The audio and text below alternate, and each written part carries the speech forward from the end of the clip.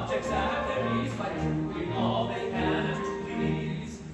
And thus to earn their bread and cheese seize every opportunity.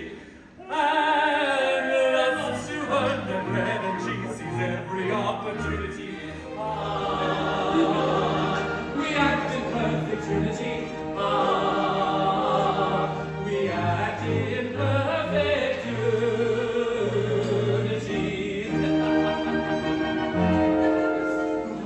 Of happiness the very myth, the Barataria you may see, a monarchy that's tempered with Republican equality, tempered with equality.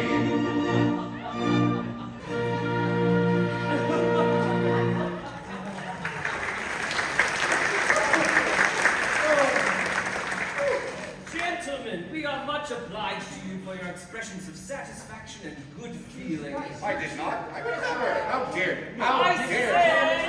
How dare you? We are much obliged to you for your expressions of satisfaction and good feeling. We encourage you. We are delighted at any time to fall in with sentiments so charmingly expressed. That's all right. At the same time, there is just one little grievance we should like to ventilate. What? Don't be alarmed, it's not serious. It has been decided that until it is known which one of us is to be king, we are to act as one person. Exactly. Yes. Now, although we may act as one person, we are, in point of fact, two persons. I don't think we can go into that. It is a legal fiction, and legal fictions are solemn things. Situated as we are, we can't recognize two independent responsibilities. No, but I'm sure you can recognize two independent appetites. It is all very well to say we act as one person, but when you supply us with only one ration between us, I should describe it as a legal fiction carried a little too far. It's a rather nice point. I would like to express an opinion offhand. Suppose we reserve it for argument before the full court. But what are we to do in the meantime? We want our tea. I think we may make an interim order for double rations on Her Majesty's entering into the usual undertaking to indemnify in the event of an adverse decision. That, I think, will meet the case. But you must work hard. Stick to it. Nothing like work. Oh, of course. We quite understand that the man who holds the magnificent position of king ought to do something to justify it. We are called, Your Majesty. We are allowed to buy ourselves magnificent clothes. Our subjects frequently nod to us in the streets. The sentries always return our salutes. And we enjoy the inestimable privilege of heading all the subscription lists to all the principal charities.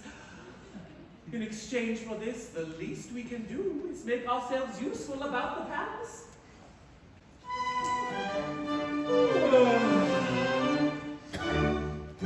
Rising early in the morning, we proceed to light the fire. Then a majesty adorning in its work-a-day attire, we embark without delay on the duties of the day.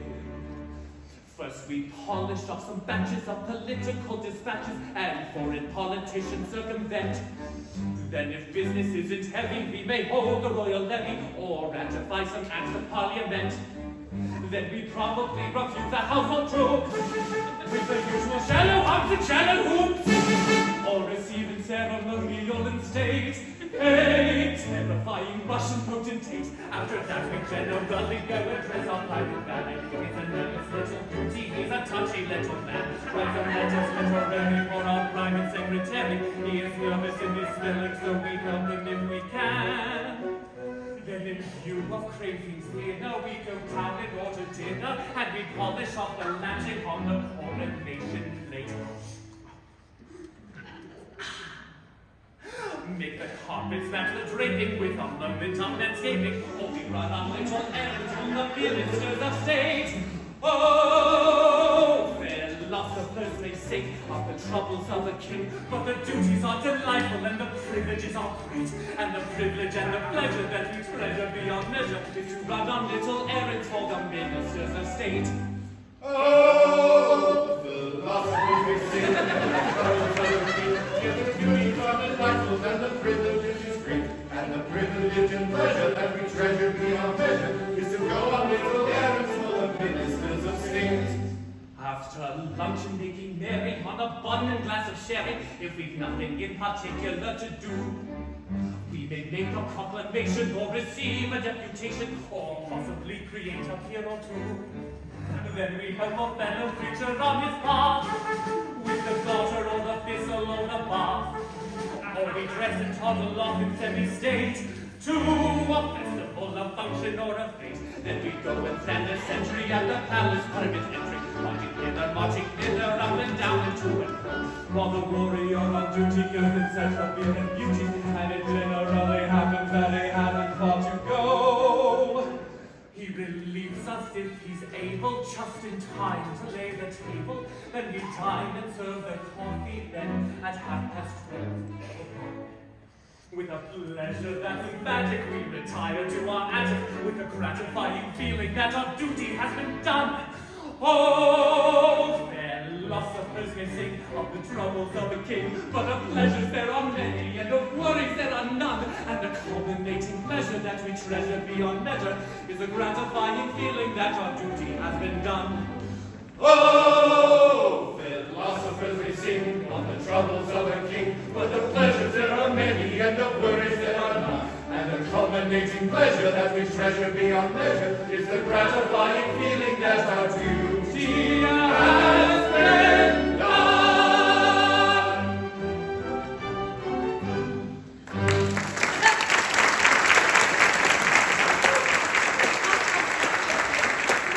Yes, oh yes, it really is a very pleasant existence. They are all so singularly kind and considerate. You don't see them wanting to do this, or wanting to do that, or saying, "Hey, it's my turn now!" No, they let us have all the fun to ourselves and never seem to grudge it. It makes one feel quite selfish. It almost seems like taking advantage of their good nature. How kind they were about the double rations. Oh, most considerate. There's only one thing wanting to make us thoroughly comfortable. And that is? Our dear little wives that we left behind us 3 months ago. Oh, yes. It really is dull without female society. We can do without everything, but we can't do without that. And if we have that in perfection, we have everything. There's only one recipe for perfect happiness.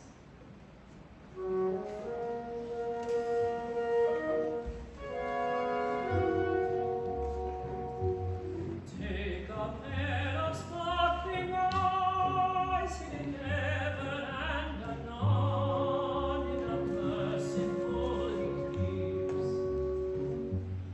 Do not heed their mild surprise, having passed the Rubicon.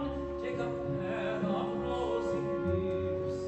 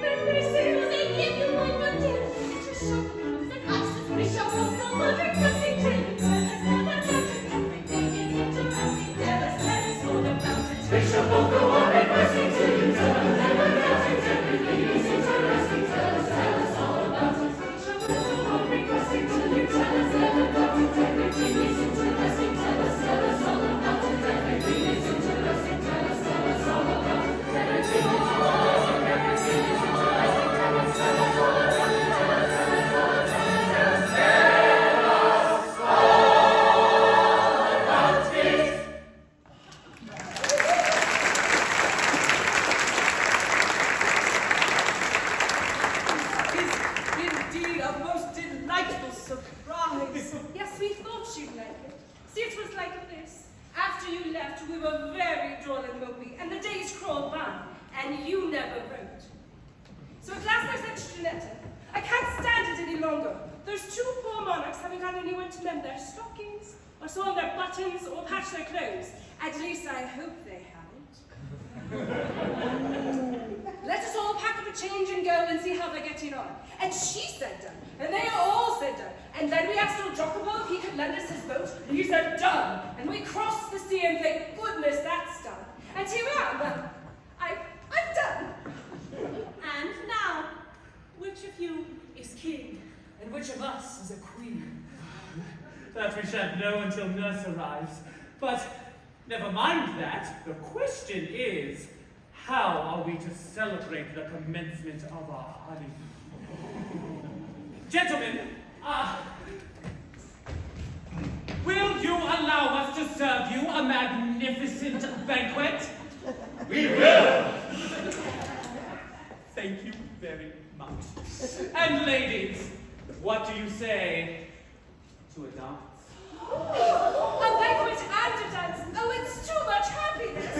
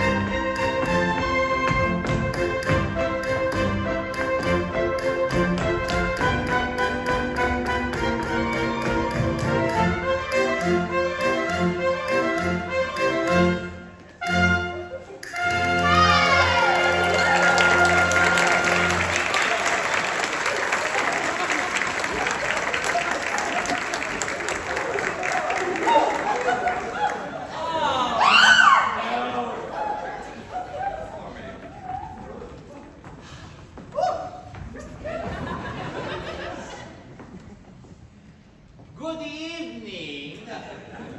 Fancy ball? No, just a little friendly dance, that's all. Sorry you're late. But I saw a groom dancing and a footman. Oh yes, that's the Lord High Footman. And dear me, a common little drummer boy. Oh, no, that is the Lord High Drummer Boy. But surely the servants' hall is the place for these gentlemen.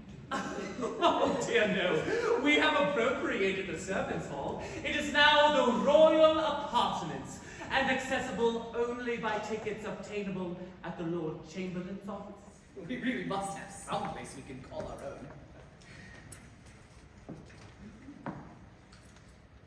I am afraid I am not quite equal to the intellectual pressure of the conversation. See, the monarchy has been remodeled on Republican principles. What? Every department ranks equally, and everyone is at the head of his department. I see.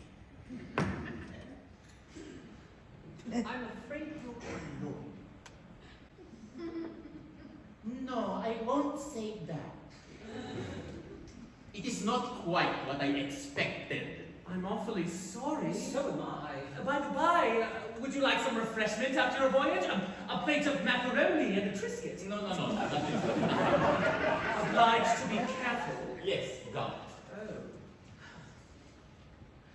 You see, in every court, there are distinctions that must be observed. There are there? Why, of course. You wouldn't have a Lord High Chancellor play leapfrog with his own cook. Why not? Why not? Because the Lord High Chancellor is a personage of great dignity who should never, under any circumstance, place himself in the position to be told to tuck in his stoppenny, except by noblemen of his own rank. A Lord High Archbishop, for instance, might tell a Lord High Chancellor to tuck in his stoppenny, but certainly not a cook, gentlemen. Certainly not a cook! Not even a Lord High Cook?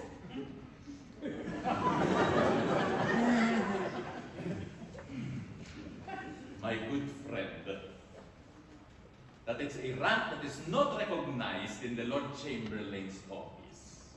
No. It won't do.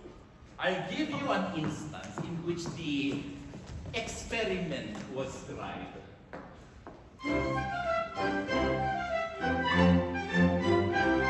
There lived a king, as I've been told, in the wonder-working days of old, when hearts were twice as good as gold, and 20 times as mellow. Good temper triumphed in his race, and in his heart he found a place for all the erring human race, and every wretched fellow. When he had rainish wine to drink, it made him very sad to think that some at junket or that chick must be content with toddy. With toddy, must be content with toddy. He wished all men as rich as he, and he was rich as rich could be. So to the top of every tree, promoted everybody. Now that's the kind of king for me. He wished all men as rich as he. So to the top of every tree, promoted everybody. Lord Chancellors were cheap as brats, and bishops in their shovel hats were plentiful as stabbing cats, in point of fact too many. Ambassadors cropped up like a prime ministers, and such as they grew like asparagus in May, and dukes were 3 a penny. On every side field marshes gleam, small beer were lodged lieutenant in, with admirals the ocean's deep all round his wide dominions. With admirals all round his like dominions. And party leaders you might meet in 2 centuries in every street, maintaining with a little hit their various opinions. Now that's a sight you couldn't meet, 2 party leaders in each street, maintaining with their little hit their various opinions. The king, although no one denies, his heart was of abnormal size, yet he'd had acted otherwise if he'd have been a Cupid. The end is easily overlooked, with every blessed thing you hold is made of silver and of gold. You long for simple Cupid, when you have nothing else to wear but cloth of gold and satins red. For cloth of gold you cease to get, up goes the price of shoddy. Of shoddy, up goes the price of shoddy. In short, whoever you may be, to this conclusion you'll agree, when everyone is somebody, then no one's anybody. Now that's as plain can be. To this conclusion we agree, when everyone is somebody, then no one's anybody.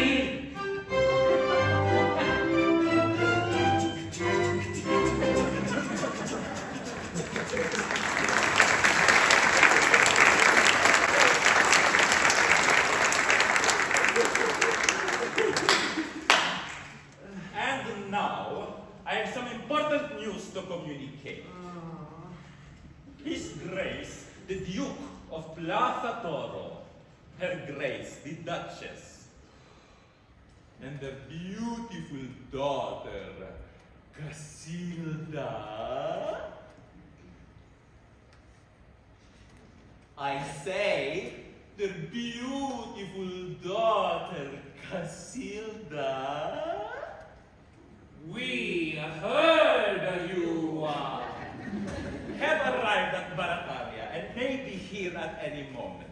The Duke and Duchess are nothing to us. Oh, but the daughter, the beautiful daughter. You're a lucky dog, one of you. I think you are a very incomprehensible old gentleman. Not a bit, I'll explain. Many years ago, when you, whichever you are, were a baby, you, whichever you are, were married to a little girl who has grown up to be the most beautiful young lady in España.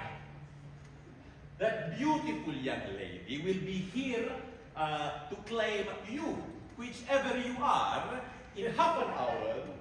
And I congratulate that one, whichever it is, with all my heart. Married when a baby. But we were married 3 months ago. One of you, only one. The other, whichever it is an unintentional bigamist. Of course. Well, upon my word! Who are these young people?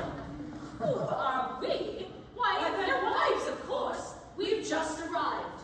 No, their wives. Oh dear, this is very unfortunate. Oh dear, this complicates things. Oh dear. What will Her Majesty say? And do you mean to say that one of these monarchs is already married? And neither of us will be a queen? That is the idea I intended to convey. Oh, Tessa, my dear, dear child. Get away, perhaps it's you! My poor, poor woman. No, don't. Who knows whose husband you are? And pray, why did you not tell us all about it before they left Venice? Because if I had, no earthly temptation would have induced this gentleman to leave two such extremely fascinating and utterly irresistible young ladies. There's something in that. I must mention that you will not be kept long in suspense, for the old lady who nursed the royal child is at present in the torture chamber, waiting for me to interview her. Poor old girl. Hadn't you better go and put her out of her suspense? Oh, no. There's no hurry. She's all right. She has all the illustrated papers. However, I shall go and interrogate her. And in the meantime, may I suggest the absolute propriety of regarding yourselves as single young ladies. Good evening.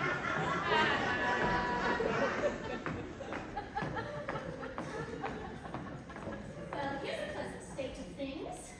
Delightful. One of us is married to 2 young ladies and nobody knows which. And the other is married to one young lady who nobody can identify. And one of us is married to one of you. And the other is married to nobody. But which of you is married to which of us? And what is to become of the other? It's quite simple. Observe. 2 husbands have managed to acquire 3 wives. 3 wives, 2 husbands, that's has division been invented yet? That's, 2/3, a husband to each wife. Oh, Mount Vesuvius, here we are in arithmetic. My good sir.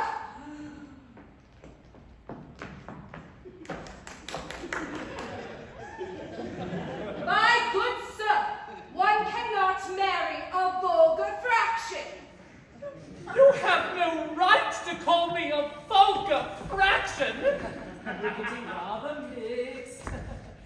situation is entangled. Just try and go down, huh?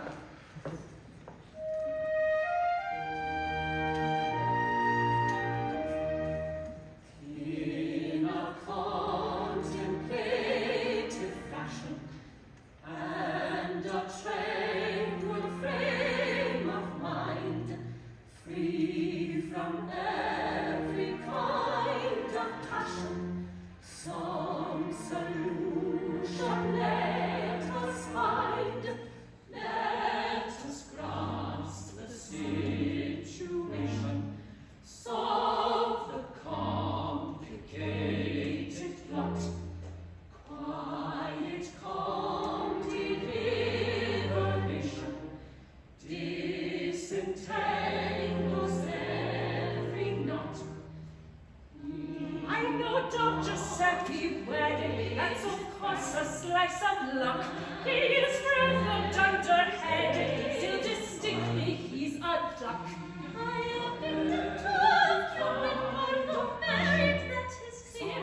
He's particularly stupid, still despite he's a dear. Janetta, I was mated, I can prove it in a trice. Though her charms are overrated, still I know she's rather nice. I do Tessa willy-nilly, all at once a victim fell. She is what is called a silly, still she answers pretty well. She's a silly, still she answers pretty well. Now when we were petties, babies, someone married us, that's clear. And yet I can catch rock, pitcher, and treasure, and send her away with a clear ear. That young lady Mary, to receive her can't refuse. Do you take her aboard her because she's shaken and aristocratic? She's married to Giuseppe, and he will have no spite. I ought to do it, fortune with culture to marry the man by heart. If she marry Miss, you're not good, you're a spinster. No matter, if I can get back to my dad, my mother will know her again.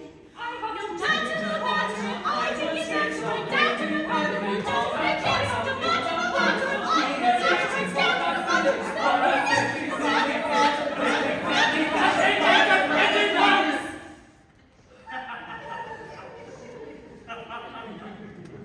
Quiet, calm deliberation disentangles every knot.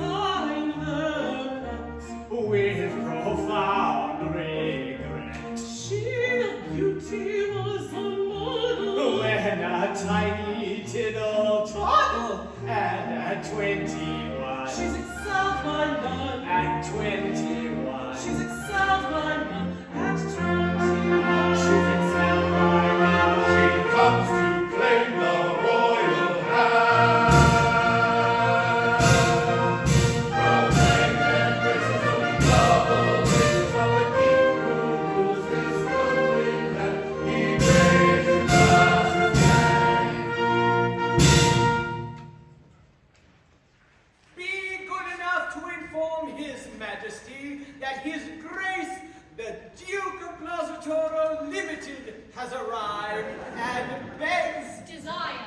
Demands. and demands an audience. And now, my child, prepare to receive the husband to whom you were united under such interesting and romantic circumstances. But which is it? There are two of them. It is true that at present His Majesty is a double gentleman, but as soon as the circumstances of his marriage are ascertained, he will, ipso facto, boil down to a single gentleman, thus presenting a unique example of an individual who becomes a single man and a married man by the same operation. I have known instances in which both characteristics existed concurrently in the same individual. Ah, he couldn't have been a Plaza Toro. Oh, couldn't he, though? Well, whatever happens, I will of course be a dutiful wife, but I can never love my husband. Oh, I don't know. It's extraordinary what unprepossessing people one can love if one gives one's mind to it. I loved your father. My dear, that remark is a little hard, I think. Rather cruel, perhaps. Somewhat uncalled for, I venture to believe. It was very difficult, but I said to myself, that man is a duke, and I will love him. Several of my relations begged me I couldn't, but I did, desperately.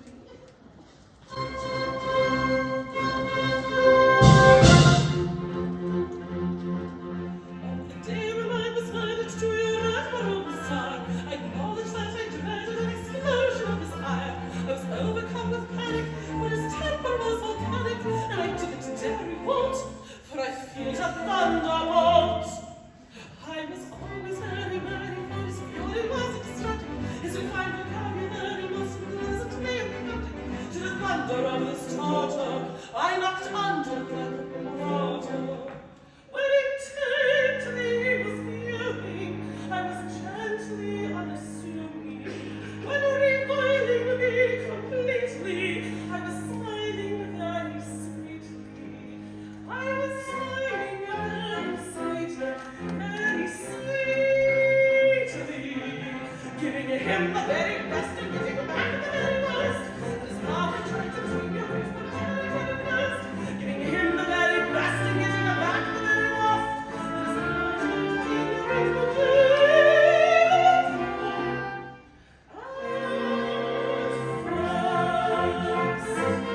was very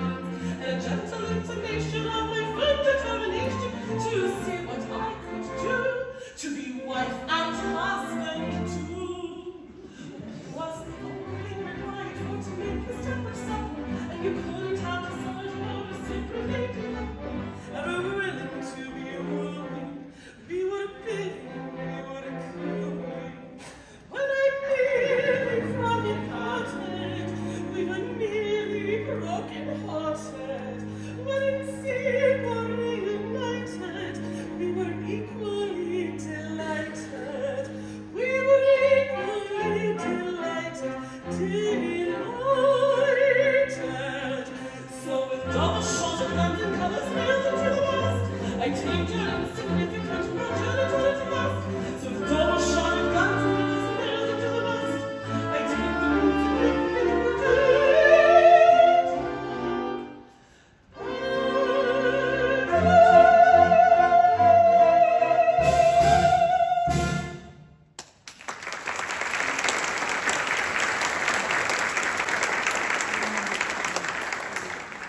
My only hope is that when my husband sees what sort of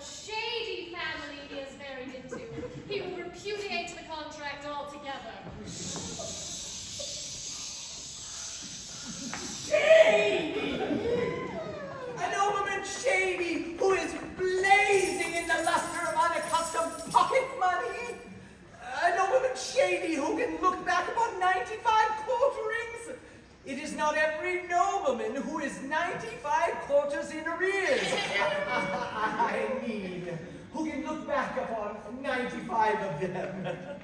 And this, just as I have been floated at a premium. Oh, fine. But surely your Majesty is unaware that directly your father came before the public, he was applied for over and over again. My dear, your Majesty's father was in the habit of being applied for over and over again, and very urgently applied for too, long before he was registered under the Limited Liability Act. To help unhappy commoners and add to their enjoyment, affords a man of noble rank congenial employment.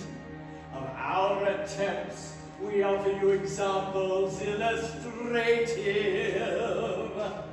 The work is light, and I may add, it's most remunerative.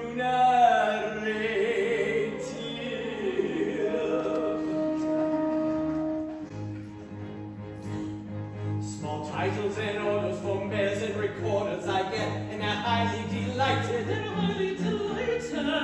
MPs, baroneted, champ colonels gazetted, and second-rate aldermen knighted. Yes, aldermen knighted. Foundations so laying, I find very paying. It adds a large sum to my making. Large sum to his making. At charity dinners, the best of speech dinners, I get 10% on the taking. 1/10 of the takings.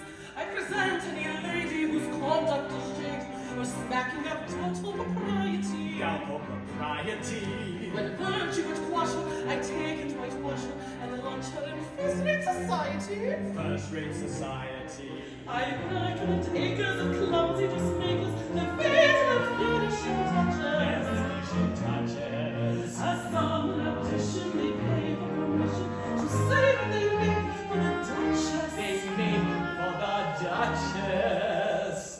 Those pressing prevailers, the ready-made tailors, quote me as their great double barrel. Their great double barrel. I allow them to do so, though Robinson Crusoe would jib that they're wearing apparel. Wearing apparel. I sit my selection upon the direction of several companies' bubble. All companies bubble. As soon as they're floated, I'm freely banknoted. I'm very well paid for my trouble. He's paid for his trouble.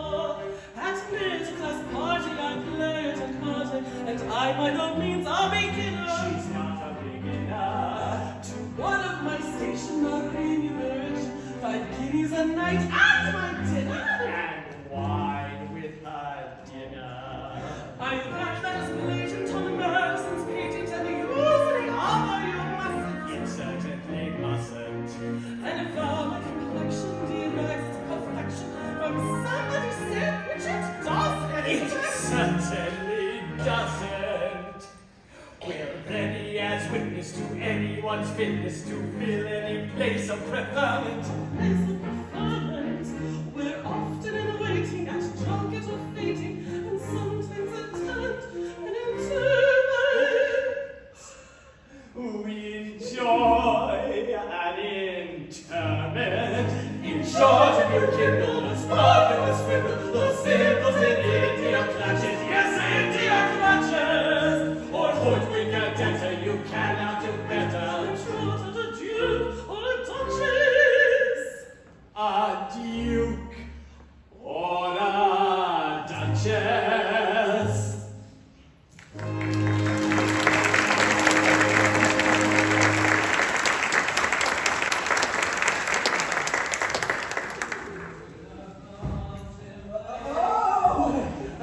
Their Majesties, Your Majesty.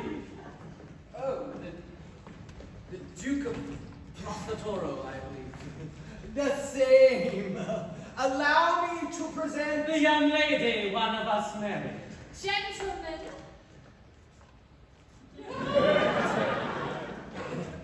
I am the most honored servant of one of you. Oh, Louise. I am now about to address myself to the gentleman whom my daughter married. The other may allow his attention to wander if he likes, for what I am about to say does not concern him.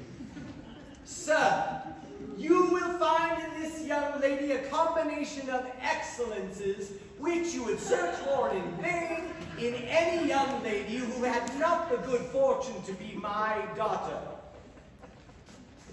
There is some little doubt about which of you is the gentleman who is paying attention and which of you is the gentleman who is allowing his attention to wander. But when that doubt is solved, I shall say, still addressing the attentive gentleman, take her, and may she make you happier than her mother has made me. If possible. And now there is a little matter to which I believe I am entitled to take exception.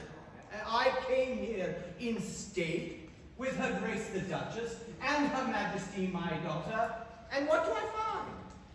Do I find, for example, a guard of honor to receive me? No. No. The town illuminated? No. No. Refreshment provided? No. No. A royal salute fired? No. No. Triumphal arches erected? No. No. The bell set ringing? No. Yes. One. The visitors, and I rang it myself. It is not enough. It is not enough. Upon my honor, sir, I'm terribly sorry, but you see, I was raised in a gondola, and my ideas of politeness are confined to taking off my hat to my passengers when they tip me. A lady. That's all very good, but it's not enough. Well, I'll take off anything else in reason. A royal salute to my daughter. It costs so little. But Papa, I don't want a salute. My dear sir, until it is decided which one of us is allowed to take that liberty, she shall have as many salutes as she likes. As for triumphal arches and guards of honor, you don't know our people. They wouldn't stand for it. No, they're very offhand with us, very offhand indeed. Oh, but you mustn't allow that. You must keep them in proper discipline. You must impress your court with your importance. You want deportment. Carriage. Oh, we've got a carriage. Oh, Yes, no. No. Manner. Dignity. There must be a great deal of this sort of thing. Ah, yes, it is wonderful to see you. Thank you very much for coming. I so appreciate it. Oh, it is so lovely for you to come. Thank you. And a little of this sort of thing. Oh, no. Do not bring those horses into the saloon. Oh, no. Execute.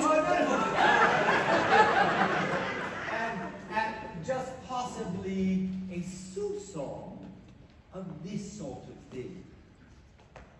Huh?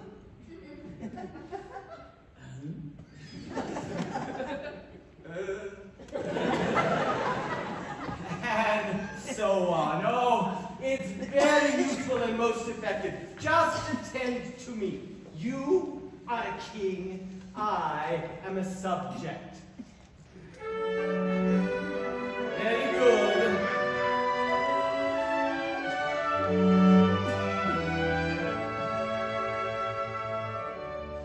I am a courtier grave and serious, who is about to kiss your hand. Try to combine opposing things with a demeanor nobly blunt. Let us combine opposing periods with a demeanor nobly bland.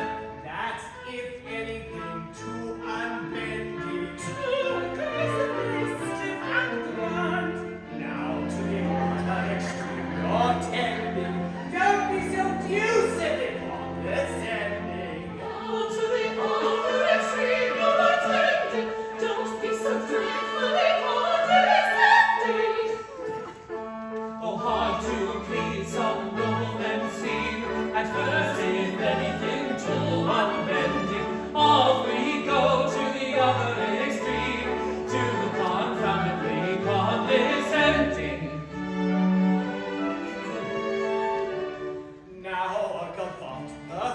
sedate, offer your hand with conscious pride. Taken at a check not tasted, still sufficiently dignified. Now for an attitude not too stately, still sufficiently dignified. Oncely, twicely, twicely. Mercifully and right. Capital above, you got it nicely. That is the style of thing, precisely. Capital above, you got it nicely. That is the style of precisely. Oh, sweet to learn on nobleman's praise. Capital above, we caught it nicely. Supposing he's right in what he says, this is the style of thing precisely.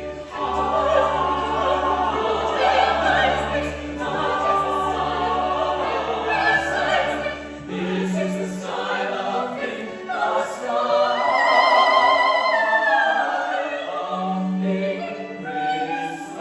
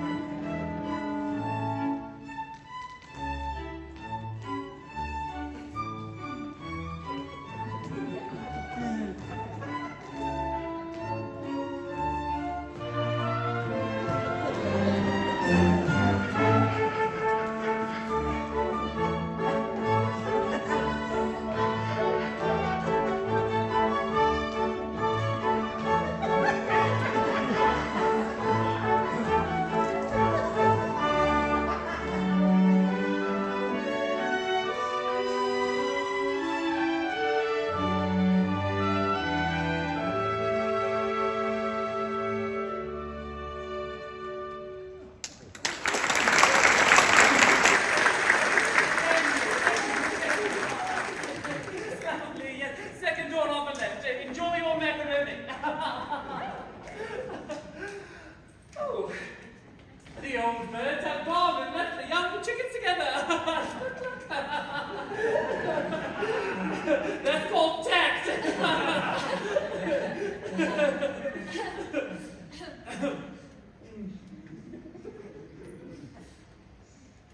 very awkward. You really ought to tell her how we are situated. It's not fair to the girl. Yes, so why don't you do it?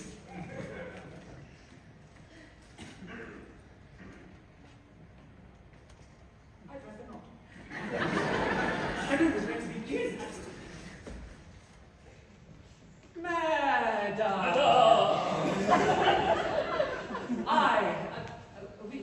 That is, a whole bunch of us, and there's a lot of been in the Royal Gentlemen, I'm bound to listen to you, but it is right to say that I, not knowing I was wed in infancy, am over head and ears in love with somebody else.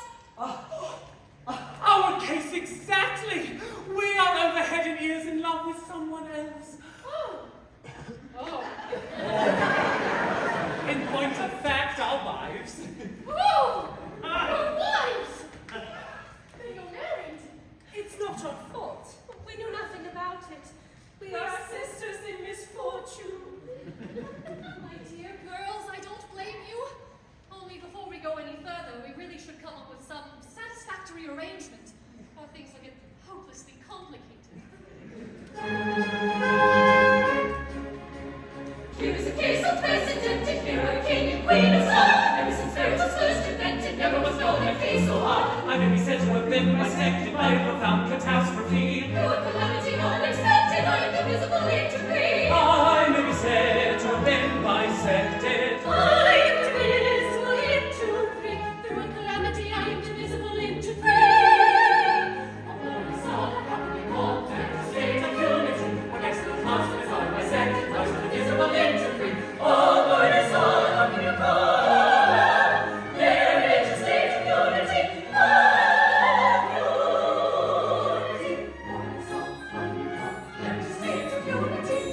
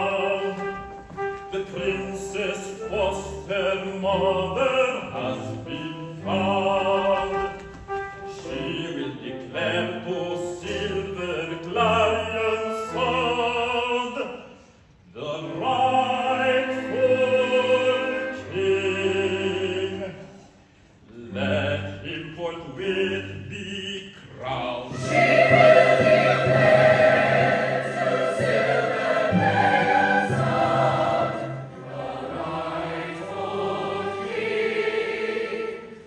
Let him forthwith be crowned. Speak, woman, speak. With all attention.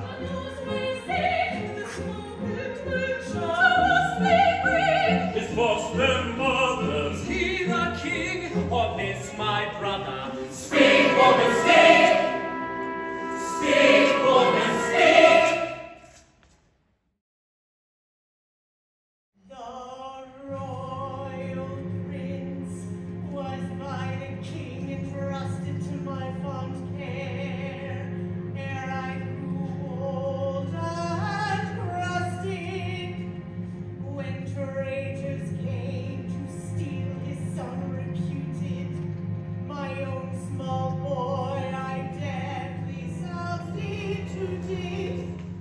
The villains fell into the trap completely. I hid the prince away, still sleeping sweetly. I called him son with pardonable slyness.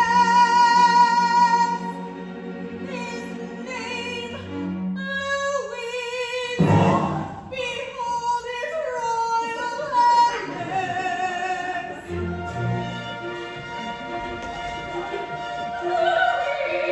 Matilda, Is this indeed the king? Oh, wondrous revelation! Oh, unexpectedly, unlooked for situation. A statement we receive with sentiments conflicting, our hearts rejoice and grieve, each other contemplating, to those whom we adore, we can believe united on one point rather sore, but on the whole united.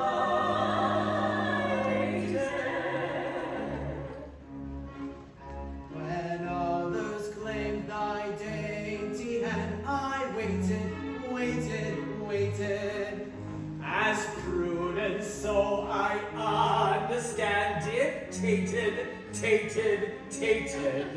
By virtue